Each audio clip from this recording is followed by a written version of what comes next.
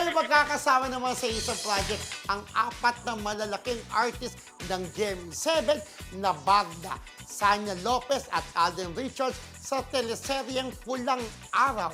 Pero di pa man umiere ay mainit ang intriga na pinag-aaway daw sina Barbie Fortesa at ang sister ng kanyang jowa na si Sanya Lopez dahil sa posibleng patalbogan daw nito sa mga eksena.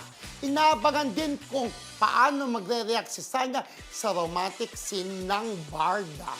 Ayan. Ayan, Siyempre, ito yung sabi. Ang connect kasi, di ba, kapatid ni Sanya Lopez, si Jack Roberto na jowa ni Barbie Fortesa. Etong project na to siguro friendship, sabi mo parang nakipag-meeting na si Alden. Ewan Baka ito ko, yung project na yon. Ewan natin, friendship, hindi ko Diba? alam kasi makita mo yung yung unang poster, di ba? Parang smorgasbord ang dating. Di ba? Parang, yun nga eh. tapos pangalawa sa poster. Although mas malaki yung size ng picture ni Alden sa ni Barbie, di ba?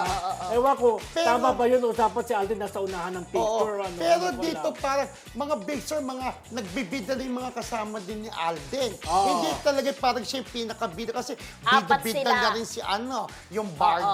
Sanya Lopez is bida-bida na rin, di ba? So ito pinagsama-sama, pero drama-dramahan, di ba? Correct. Pero pulang araw, parang may something na parang malalim, di ba? Oo, pulang Parang araw. ano rin siya, Red. period, ano rin yata. Ay, historical daw. Parang ano yung Historical. Maria Clara nung nila, di ba? At Pero yung- magandang casting, friend. Maganda in casting, fairness. yes. At Sana least- maging successful to katulad ng Maria Clara. Oo. Diba? Kasi Barda sila na naman. After maging sino ka man, Barda na naman ulit, di ba? At yun ang forte ng GMA, yung mga ganyang period, series, di ba? Kaya Anong good period luck. din na nakaraan dati Oo. na maganda rin? Ano Alin? maganda rin? O anong period Hindi nila? yung Maria Clara nga. Maria Clara. In fairness, ang Maria ganda. Clara. Maria Maria Clara. Maria Maria Clara, Clara. Ate In Mara. fairness.